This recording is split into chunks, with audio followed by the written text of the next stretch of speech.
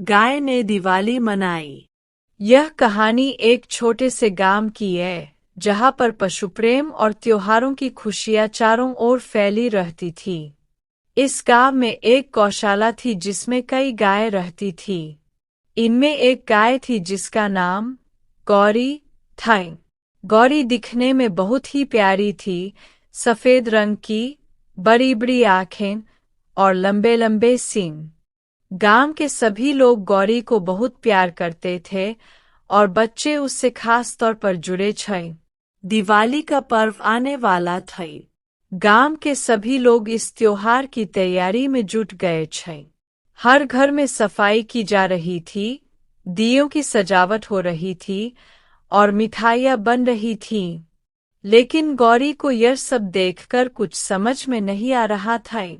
उसने अपनी सहेली गायों से पूछा, यह लोग क्या कर रहे हैं? हर ओर इतनी भागदौड़ क्यों है?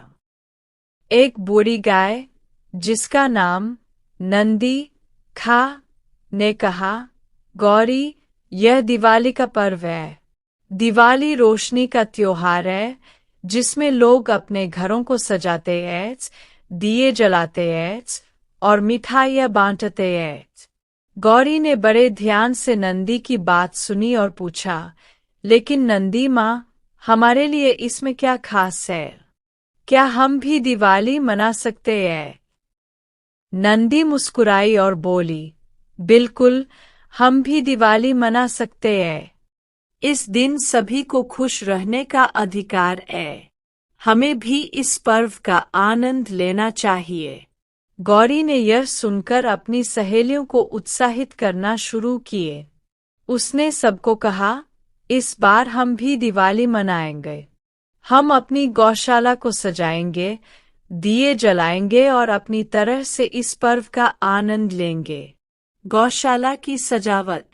गौरी और उसकी सहेलियां दिवाली की तैयारी में लग गईं। गांव के बच्चों ने भी उनकी मदद की। वे रंग बिरंगी माला और फूल लेकर आए और गौशाला को सजा दिए। गौरी ने अपने गले में सुंदर माला पहन ली। सब गायें एक दूसरे को देखकर मुस्कुरा रही थीं। बच्चों ने उन्हें सजाने के लिए रंगीन गुलाल और आभूषण भी पहनाए। पूरे गौशाला में एक अलग ही रौनक छा गई थी। गौरी ने सोचा कि अगर दिए जलाए जाए तो इससे गौशाला और भी सुंदर लगेगी। उसने गांव के बच्चों से दिए लाने को कहा। बच्चों ने उनकी बात मानकर छोटे छोटे दिए लेकर आए और उन्हें गौशाला के चारों ओर रख दिए। जब शाम हुई और दिए जलाए गए तो पूरा गौशाला रोशनी से जगमगा उठा। यह दृश्य देखने लायक था। ऐसा लग रहा था जैसे गौशाला में दिवाली की एक अलग ही धूम मची।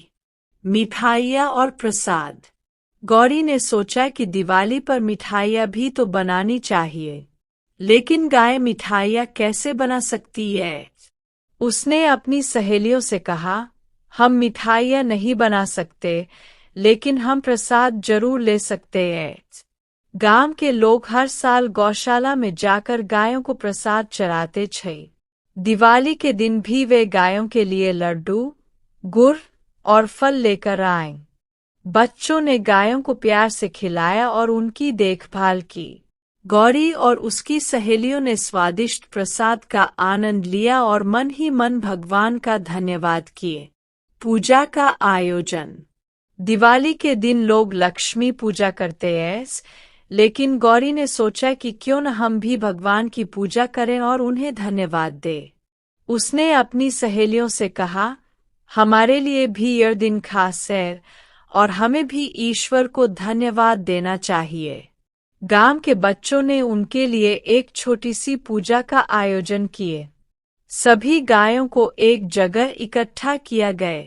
बच्चों ने फूल और अक्षत से उनका तिलक किया और गौरी को सबसे आगे बैठा दिए।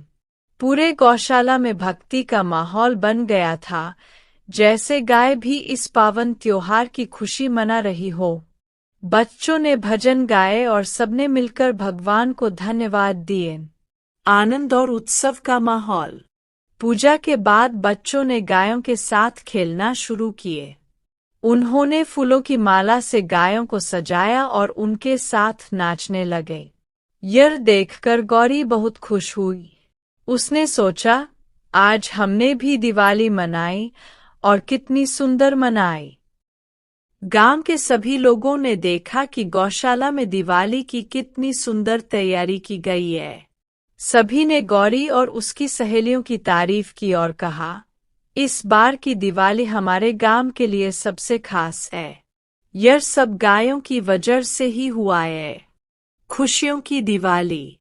गौरी और उसकी सहेलियों ने महसूस किया कि असली खुशी दूसरों के साथ बांटने में है। इस दिवाली पर गौरी और उसकी सहेलियों ने न केवल खुद खुशी मनाई, बल्कि गांव के लोगों के दिलों में भी खुशी भर दी। गांव के बच्चे और बड़ों ने गौशाला में आकर उनके साथ समय बिताया और उन्हें ढेर सारा प्यार दिए। दिवाली की रात गौरी ने आकाश की ओर देखा और मन ही मन सोचा, ईश्वर का धन्यवाद है कि हमें इस दिवाली पर इतना सारा प्यार और खुशियां मिली। हमें हर साल इस त्योहार को इसी तरह मनाना चाहिए। और इस तरह उस गांव में यह परंपरा बन गई कि हर साल दिवाली पर गौशाला को सजाया जाता और गांव के लोग और बच्चे मिलकर गायों के साथ दिवाली मनाते। इस तरह एक गाय की इच्छा से उस गांव की दिवाली और भी रंगीन और हर्षोल्लास भरी हो गई।